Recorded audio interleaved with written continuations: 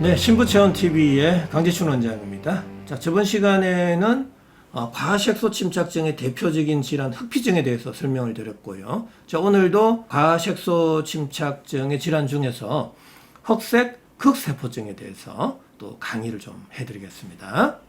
자, 이 흑색 극세포증은 아주 피부색이 검게 되면서 이 가시 모양의 세포를 가지고 있는 특징을 가지고 있습니다. 볼록하다라는 거죠. 그러한 흑색 극세포증에 대해서 정의 및 특징부터 설명을 드리겠습니다. 흑색 극세포증의 정의 및 특징, 과색소 침착증을 가지고 있죠. 자, 정상적인 피부색보다는 아주 진한 흑색의 색소 침착을 가지고 있고요. 자, 그 다음에 가시 모양이다. 그 다음에 특징적인 게 있습니다. 과곽화증의 피부 질환이다. 과곽화성을 띠고 있다. 왜 피부가 곽화가 되죠? 라는 겁니다. 자, 그것도 제가 저번 시간에도 또 말씀을 드렸죠. 자, 곽화나 경화는 왜 발생한다? 억력이 강해서 발생한다라는 이야기입니다. 즉, 피부 온도가 상승이 되면서 뭔가 밀어내는 힘이 계속 강해질 때, 자, 그러한 것들이 만성화되면 조직이 단단해진다라는 거죠. 그래서 현미경학적으로도 보면은 조직이 단단해지는 과곽화성을 띠게 된다라는 이야기입니다. 자, 흑색 극세포증의 또 특징이 있는데요. 10대에서 한 30대 정도에서 비만형의 사람한테서 잘 나타난다라는 이야기입니다. 자, 이러한 흑피증과 흑색 극세포증의 차이가 있습니다. 흑색 극세포증은 좀 비만한 사람한테 빈발한다라는 겁니다. 하지만 모든 비만한 사람한테 생기는 것은 아닙니다. 그래서 모든 원인이 비만이다라고는 할 수가 없습니다. 자, 특히 목이나 겨드랑이, 사타구니, 오금, 관절 부위, 접촉이 많은 부위에 빈발하는 특징을 가지고 있다. 흑피증은 우리가 목, 이마, 얼굴, 상체 부위에서 많이 생긴다 그랬죠? 흑색 극세포증도 상체 부위에 많이 생깁니다. 목이라든지 겨드랑이, 그런데 또 사타구니, 오금, 이런 데서도 많이 생기는 특징을 가지고 있다라는 이야기죠. 자, 대표적인 흑색 극세포증의 원인, 아직까지도 잘 모른다라는 거죠. 우리가 의학이 많이 발달했지만 이 세균과 바이러스적인 관점에서 바라보면 도저히 이해가 안 됩니다. 그래서 원인 불명이라고 일단 선을 긋고요. 자, 그 이외에도 유전이라든지 또 악성 질환 환자들한테서도 좀 종종 발생해서 그러한 연관성은 좀 있는 거 아닌가 이렇게 보고 있습니다. 하지만 신부체험TV에서는 세포열 에너지학적인 관점에서 항시 원인을 심부 온도의 저하에 의한 피부 온도의 상승 결과다라고 저는 주장을 하고 있죠. 자, 왜 이렇게 주장하고 있는지 증상 하나를 분석해 보면서 우리가 한번 이해를 해 보도록 하겠습니다. 자, 흑색 극세포증의 증상입니다. 바로 흑갈색의 거물 모양의 망상, 거물 모양을 망상이라고 그러죠. 거물 모양의 형태, 그리고 벨벳 모양의 과색소 침착을 보이고 있다. 피부가 반질반질하다라는 겁니다. 자, 여기 보시면은 목 주변에 흑색 극세포증인데요. 상당히 피부가 반질반질하죠. 자, 여기도 마찬가지입니다. 겨드랑이에 아주 흑색 극세포증의 대표적인 증상입니다. 피부가 반질반질하죠. 자, 그런데 이 사진을 보면은 피부가 두터워지고 변형이 되어 있습니다. 과곽화증을 볼 수 있다라는 이야기입니다. 자, 이 이외에도 열이 상체로 쏠리잖아요. 왜? 모공이 다치니까. 흑색 극세포증은 가려움증이 있기도 하고 없기도 합니다. 흑피증은 가려움증이 상당히 많이 발생하고요. 그래서 제가 흑색 극세포증의 증상에는 가려움증은 지금 적어 놓지는 않았는데 가려움증도 동반될 수 있습니다. 자, 모공이 왜 다친다? 심부온도가 낮으니까. 그러면 모공은 손발 끝에서 모공이 다치잖아요. 그럼 열은 어디로 쏠린다? 상체, 구멍이 많은 상체로 열이 쏠리다 보면 얼굴 쪽으로 열이 쏠릴 수 있죠. 그럼 얼굴 쪽에 피부 온도가 올라가고 표면 장력은 약해지고 억력이 강해지니까 구진성에 여드름도 발생할 수 있다라는 이야기입니다. 흑색흑 세포증 환자들 보면은 피부가 그렇게 좋지는 않습니다. 구진이나 농포가 발생되는 사람들도 있다라는 이야기죠. 자, 그 이외에도 열감. 자꾸 상체로 열이 쏠리니까 흑색흑 세포증 환자들은 자꾸 열 체질이라고 또 여기는 분들도 상당히 많습니다. 왜? 상체로 또 열이 쏠리다 보니까 이마, 두피, 겨드랑이, 사타구니 이런데 국소 다한증이 생길 수가 있습니다. 손 발바닥에도 생기는 사람들이 종종 있습니다. 자, 이러한 부수적인 동반되는 증상들도 왜 발생하는지 충분히 이해될 수가 있겠죠. 자, 간별 질환 볼까요? 흑피증. 계속해서 제가 지금 설명드리고 있죠. 흑피증은 우리가 약품이라든지 또 화장품, 또 염색약 등에 의해서 특히 목, 얼굴, 이마 등에 발생하는 과색소성 질환이다. 이렇게 설명을 드렸고요. 그 다음에 재색 피부염이 있습니다. 이 재색 피부염은 아주 어린 아이들한테도 생길 수가 있습니다. 다른 질환을 잘 볼 수가 없어요.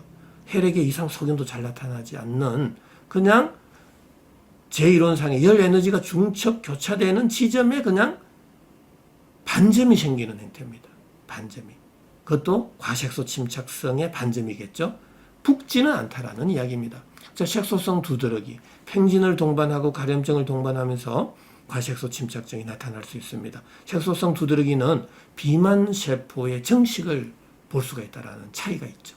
자, 이러한 간별 질환을 또 우리가 이해를 하면서 흑색흑 세포증도 치료를 하신다면 치료는 그렇게 어렵지는 않습니다. 그러나 원인을 찾지 못하면은 정말 어렵죠. 치료 방법이 없을 수가 있다라는 이야기입니다. 바로 세포열 에너지학적 관점에서는 치료 방법을 저는 찾았다라고 여러분한테 말씀을 드릴 수가 있겠습니다. 자, 그러면 흑색흑 세포증의 발생 기전에 대해서 조금 더 설명을 드리겠습니다. 자, 모든 질환은 세포 손상으로부터 시작이 된다. 세포 손상은 너무나 다양하다라고 말씀을 드렸죠. 자, 세포가 손상이 되면 미토콘드리아에서의 열 에너지의 발생량이 줄어든다. ATP 합성의 장애가 생기고 그때 뇌를 포함한 오장육부의 온도, 심분도가 내려가면서 모공이 다치게 된다. 체온 조절 중추 시상 하부에서 명령을 내린다고 말씀을 드렸습니다. 자, 그러면 열 에너지 방출이 곤란해지게 될 때 열을 강제적으로 빼내려고 하게 되면 가려움증이 발생할 수도 있다라는 거고요. 자, 열 에너지는 구멍, 관절, 마찰이 많은 쪽으로 전도, 대류, 복사, 정발 네 가지 타입으로 이동을 하죠. 자, 그게 우리가 목, 겨드랑이, 사타구니 이런 쪽으로 열이 막 쏠리게 됩니다. 자, 그러면 그 열 쏠린 부위에 피부 온도가 올라가고 그때 염증성 매개 물질이 증가되어서 염증이 되는 겁니다. 근데 피부 온도가 올라가니까 그쪽에 색깔이 검게 되는 거죠. 과색소 침착증이 될 수 있다. 그러나 흑색흑 세포증의 가장 또 특징적인 차별화된 증상 중에 하나는 과곽화증을 동반하게 된다. 자, 과곽화증은 피부 온도가 너무 상승되면서 또 만성화되고 장기화되면서 억력이 강해져서 조직이 변형이 되었다. 단백질의 변성이 되었다. 유전자의 변이, 돌연 변이가 생겼다라고 볼 수가 있겠죠. 그때 조직이 경화, 곽화되는 증상이 동반될 때, 자, 또 흑갈색의 과색소 침착증이 동반될 때 흑색 극세포증으로 진단을 내릴 수 있다라는 이야기가 됩니다. 자, 그러면은 이 흑색 극세포증에 대한 여러 가지 궁금증 풀이를 한번 해볼까요? 너무나 쉽잖아요. 세포 열 에너지학적 관점에서 바라보면 이제 질병은 흔하게 내려다볼 수 있다라는 이야기입니다. 너무나 쉬워서 정말 이게 맞는 이야기인가라고 의심을 하시는 분들 종종 있습니다. 그냥 저의 이론 막 무시하고 하시는 분들 많아요. 저는 상관없어요. 여러분들이 만약에 병에 걸렸을 때 별의별 치료 다 해볼 겁니다.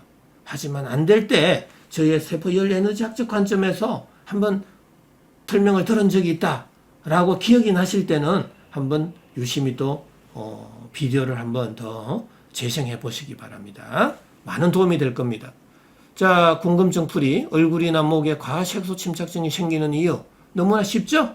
자, 모공이 다치는데 모공은 어디서부터 다친다? 손발 끝에서 다쳐서 구멍이 많은 상체로 열이 쏠리는 과정 속에서 겨드랑이라든지 목 쪽에 집중적으로 과색소 침착증이 생길 수 있다라는 이야기입니다.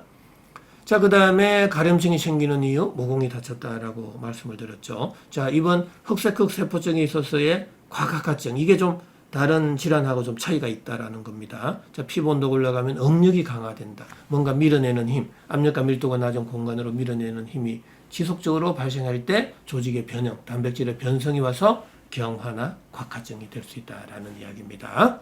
자, 흑색흑 세포증에 그러면은 치료 방법 어떻게 하면 될까요? 뭐 현대의학에서는 가려움증이 있으면은 뭐 항히스타민 제제 쓰고, 염증이 있을 때는 스테로이드 제제 쓰고, 또 색소 침착을 좀 치료하려면 막 레이저 치료를 하게 됩니다. 하지만 저 같은 경우는 딱 3대 치료 원칙을 정해놓고 있습니다. 낮아져 있는 심부 온도는 끌어올려라.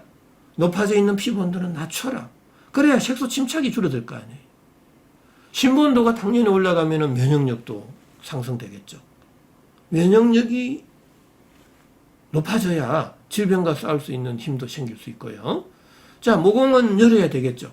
닫혀져 있는 모공을 열어서 열 에너지를 상체로의 열 쏠림을 없애야 되겠죠. 전신으로 열 에너지를 골고루 분산시킬 때 어느 한쪽으로 열 쏠림이 사라질 겁니다. 그때 피부 온도가 내려가고 과색소 침착증이 치료될 수 있다라는 이야기입니다. 자, 여기서 레이저를 치료하게 되면 피부 온도가 어떻게 될까요? 자, 여러분들의 상상에 맡기겠습니다. 제가 더 이상 말씀드리지 않겠습니다. 조금이라도 양방에 대해서 이렇게 부정적인 이야기를 해버리면 다 노란 딱지를 붙이게 되더라고요. 제 지금 동영상 촬영을 굉장히 많이 했는데 노란 딱지가 엄청나게 많아요. 조금이라도 이게 양방적인 부분에 있어서 진실을 말하다 보면 그냥 이렇게 하는 사람들 또 이 제기를 해서 노란 딱지를 탁탁 붙이게 되는 이러한 현실이 너무나 안타깝습니다. 제 이론은 이해하기가 쉬운데도 많은 사람들한테 알려지지 않고 있습니다. 저도 뭐 개의치 않습니다. 그냥 제 이론은 제가 20년 전부터 개발한 이론이라 여러분들과 공감할 수 있는 사람들하고 그냥 소통할 뿐입니다. 뭐 전체 대중의 어떤 생각과는 거리가 멀 수가 있습니다. 저도 다 알고 있습니다. 하지만 저의 이론은 제가 독창적으로 개발한 20년 전에 개발한 세포열 에너지학적 관점에서 이렇게 원인이 알려지지 않는 질환들이 너무나 많습니다. 하지만 임상에서 제가 심부온도를 높이고 피부온도를 낮추고 모공을 열어주는 치료를 하게 되면 의외로 쉽게 치료되는 사례가 너무나 많아요. 그렇다면 제 이론이 맞지 않습니까? 그렇게 저는 생각하고 있고 임상에서 꾸준히 저의 갈 길을 가고 있습니다. 아무쪼록 저 같은 경우는 어떻게 해서든 심부온도를 올리자, 피부온도는 낮추자, 모공을 열어주자, 3대 치료 원칙을 준수하면서 한방 약물요법, 식이요법, 생활요법, 운동요법을 강구하고 있습니다. 음식 하나하나도 중요합니다. 이 음식에 대해서요, 조금이라도 자세하게 말씀드리면 또 엔티 세력들이 붙어요. 노란 딱지 붙어요. 어쩔 수가 없어요. 제가 자세하게 말씀드릴 수가 없습니다. 만약에 이러한 흑색흑 세포증을 앓고 있는 분들이 치료를 받고 싶으면 내원을 하시면 제가 아주 자세한 강의를 해드립니다. 어쩔 수 없다라는 거 여러분한테 많은 양해를 바랍니다. 어제도 제가 동영상 촬영을 했는데 노란 딱지가 붙더라고요. 제가 스테로이드 제제에 대한 양리 기준에 대해서 설명을 드렸어요. 근데 그게 사실인데도 그냥 엔티 세력들이 붙고 이제기를 하면서 노란 딱지가 붙는데 어쩔 수가 없더라고요. 그래서 뭐 자세한 양방의학적인 관점을 제가 설명할 수가 없습니다. 많은 이해를 바라고, 자, 오늘도 이 과색소 침착증의 대표적인 흑색 흑세포증에 대해서 설명을 드렸습니다. 자, 시청해 주셔서 대단히 감사합니다.